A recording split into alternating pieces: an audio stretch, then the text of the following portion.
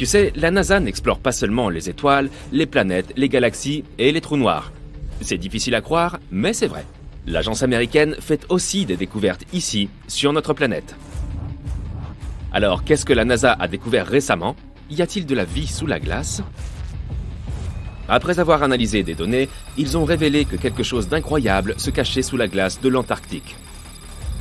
Et cette découverte ne change pas seulement tout ce que nous savions sur l'ensemble du système hydrique de la Terre, mais elle pourrait aussi aider dans nos recherches sur la vie dans l'espace. L'existence de l'humanité pourrait dépendre de notre compréhension de l'Antarctique et de ses secrets. Ces récentes découvertes révèlent donc des informations vitales pour notre survie. Mais avant de continuer, voyons ce que tu sais de cet endroit où tout n'est que glace à perte de vue.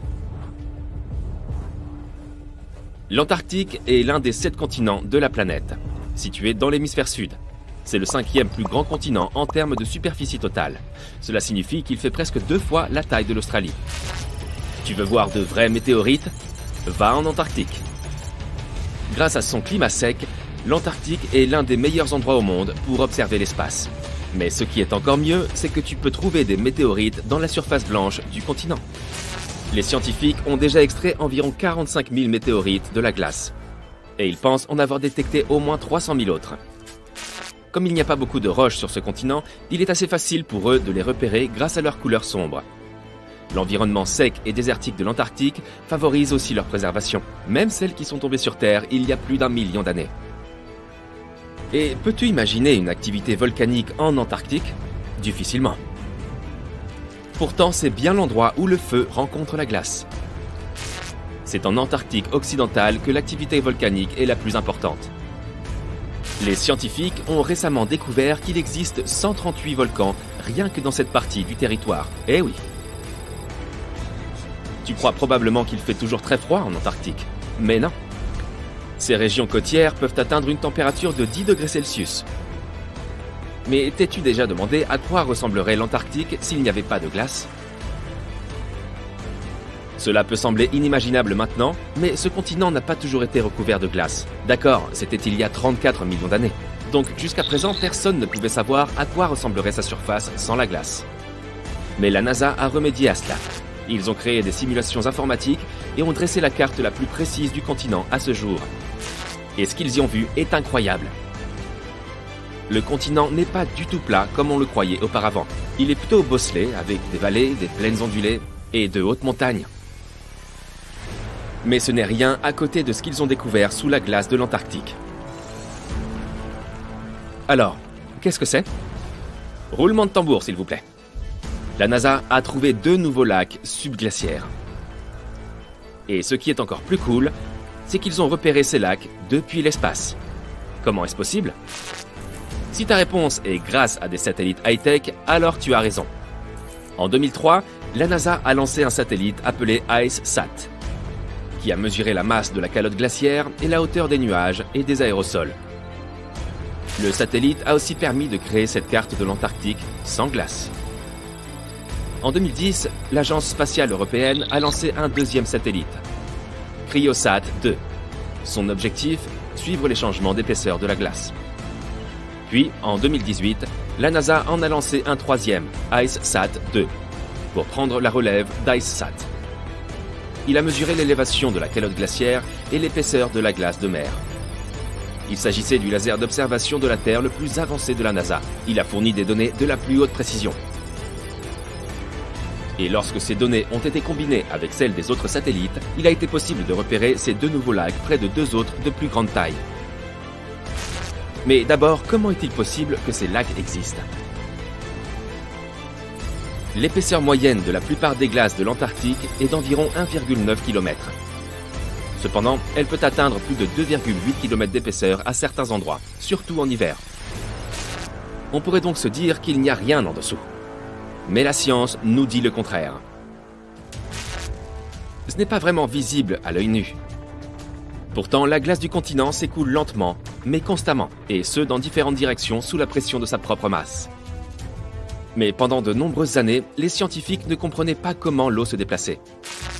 Cela a commencé à changer en 2007, lorsque les données recueillies par l'IceSat ont permis de comprendre ce qui se cache sous la surface. Ils ont découvert pour la première fois un réseau de lacs d'eau de fonte, tous connectés sous les courants de glace rapide de l'Antarctique. Et il y en avait des centaines. La glaciologue Hélène Amanda Fricker de la Scripps Institution of Oceanography a émis l'hypothèse que les changements d'élévation mesurés par l'ICESat se produisaient en raison de la dynamique de ces lacs. Ils ne retenaient pas l'eau de fonte de façon statique. Au lieu de cela, ils se remplissaient et se vidaient continuellement au fil du temps grâce à un système de canaux. Et au fur et à mesure, la glace au-dessus se soulevait et s'effondrait.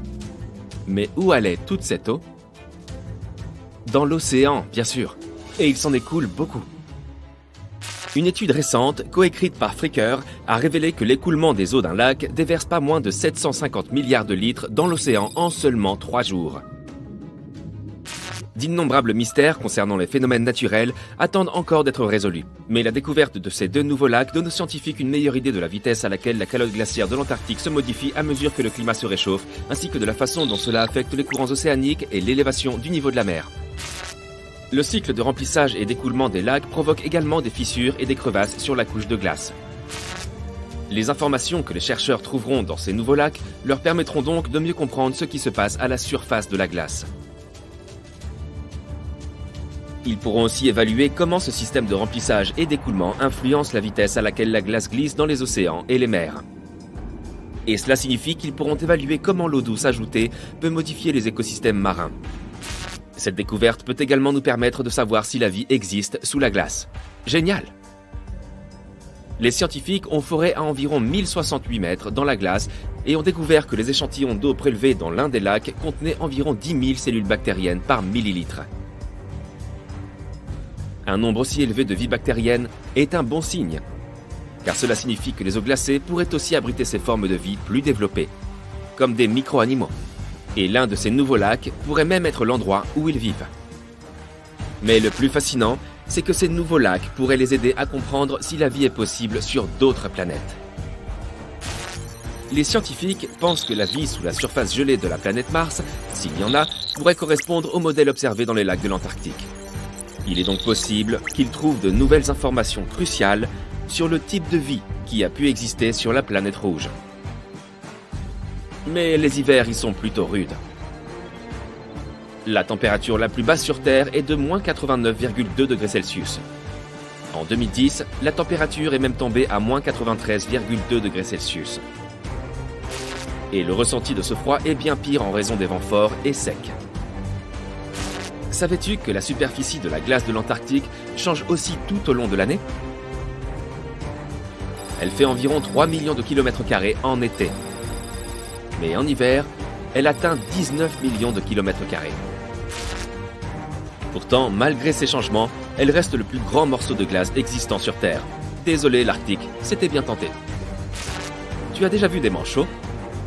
Eh bien, ces animaux sont les maîtres des lieux, car il n'y a pas de peuple indigène en Antarctique. C'est un no man's land, et aucun pays ne le possède. Sa véritable population est constituée de 5 espèces différentes de manchots, de phoques et d'orques. Malgré les conditions difficiles sur ce continent, tu peux aller y pêcher en touriste et y faire des recherches. Environ 5000 personnes résident sur le continent pendant l'été dans des stations de recherche. Mais quand l'hiver arrive, ce nombre diminue bien entendu, jusqu'à un petit millier. Enfin, la couche de glace de l'Antarctique représente 70% des réserves en eau douce de la planète. Imagine ce qui se passerait si elle fondait. Le niveau des mers, partout dans le monde, augmenterait de près de 60 mètres. Un iceberg colossal, plus grand qu'une ville, s'est détaché de l'Antarctique au milieu de l'année 2021. Il est si gros qu'il est 40 fois plus grand que Paris et 73 fois plus grand que Manhattan. Imagine que tu sors de ta petite cabane de vacances sur la côte d'Afrique du Sud, près de la ville de Port Elizabeth. Tu as une tasse de thé à la main car tu viens de te réveiller. Tu te tiens près du bord de ton belvédère, le vaste océan Indien devant toi. Un élément bizarre attire ton attention. Sur la droite, tu vois une chose si monumentale que tu ne peux pas comprendre ce que c'est. C'est une plaque de glace géante de 91 mètres de haut et qui s'étend sur des kilomètres à perte de vue. Elle avance lentement, mais sans relâche, en direction des profondeurs de la mer. Si elle va assez loin, elle pourrait arriver jusqu'à la côte ouest de l'Australie. Un groupe de dauphins joue devant elle, comme ils le font parfois à l'avant d'un navire. Pourtant, il ne ressemble qu'à des taches comparées à la taille du mammouth. Tu es tellement choqué que tu laisses tomber ta tasse. Tes yeux sont aussi gros que des assiettes. On se croirait dans un film de science-fiction. Est-ce que tu rêves? Tu vois des choses? Non, c'est le A76. Il est réel et il est actuellement en mouvement. Ce qui pourrait lui arriver, tout le monde peut le deviner. Les scientifiques ont quelques théories, mais commençons par nous faire une idée de sa taille. L'iceberg fait 177 km de long et 25 km de large. Il a essentiellement la forme d'un doigt gigantesque. Si tu te tenais sur la côte de Douvres en regardant à travers la Manche vers la France, l'iceberg serait presque aussi large. La Manche fait 34 km de large à son point le plus étroit. Cela signifie qu'environ 2/3 de cette distance serait remplie par l'iceberg. Et ceci, s'il pointait du doigt vers le bas, pour ainsi dire. S'il était orienté dans l'autre sens, il pourrait encore entrer dans la Manche, mais en se rapprochant des points les plus étroits, il se fracasserait sur les côtes de l'Angleterre et de la France. Il passerait au-dessus de la Terre, il glisserait sur les champs verts de l'Angleterre. La glace blanche contrasterait avec le vert vif. Il passerait devant les vignobles de France, il abaisserait temporairement la température de tout ce qui l'entoure. Ses raisins seraient comme des cristaux de confiture. Il passerait juste au-dessus des autoroutes et les voitures s'arrêteraient pour observer cette chose colossale comme un visiteur d'une autre galaxie. Tu pourrais en cueillir des morceaux pour ton verre pendant qu'il passerait. Sinon, tu pourrais monter dessus et faire de l'escalade sur glace juste dans la banlieue de Londres. Ce serait certainement pratique en été. Revenons à ce qui s'est réellement passé et ce que les scientifiques pensent qu'il va lui arriver. Au début de l'année 2022, A76 est l'iceberg flottant le plus grand du monde. Il s'est détaché de la plateforme de glace Filchner-Ronne en Antarctique à la mi-mai 2021. Le vélage de la glace, également appelé vélage des glaciers, est la rupture de morceaux de glace sur le bord d'un glacier. Elle s'éloigne alors de la masse de glace pour former une entité distincte. Si tu te trouvais dans les environs, tu entendrais beaucoup de craquements et un énorme grondement. Des blocs de glace allant jusqu'à 60 mètres se détacheraient et tomberaient dans l'eau. Cela causerait d'énormes vagues. Même les surfeurs aventureux ne voudraient pas s'attaquer à ces déferlantes. Le vélage de la glace est un événement naturel. La zone où A76 s'est détaché a connu peu de changements au cours des dernières décennies. Il y a eu des morceaux de glace encore plus grands que A76, mais celui-ci est actuellement le plus grand du monde. Les scientifiques du British Antarctic Survey, ou l'enquête antarctique britannique, l'ont repéré. Il existe des images satellites de son détachement capturées par le satellite Sentinel-1A de l'Agence spatiale européenne. La taille de l'iceberg au moment du vélage a été estimée à 4320 km². En ce moment, il se trouve dans la mer de Weddell, autour de l'Antarctique. La mer de Weddell fait partie de l'océan Austral. Elle a été nommée d'après le marin écossais James Weddell, qui a pénétré dans la zone en 1823. Les scientifiques estiment que la mer de Weddell possède l'eau la plus claire de toutes les mers. Imagine que tu puisses regarder dans ses profondeurs depuis un bateau. Quelle vue fantastique ça doit être! La région est pleine de baleines et de phoques. Lorsque tu regardes en bas, tu peux voir des orques, des baleines à bosse, de petits rorquals, des léopards de mer et des phoques crabiers. Et si tu regardes vers la terre ferme, tu verras probablement une colonie de manchots Adélie. Il s'agit de l'espèce dominante de manchots dans cette région, car ils s'adaptent à cet environnement difficile. En fait, c'est le seul endroit au monde où ils vivent.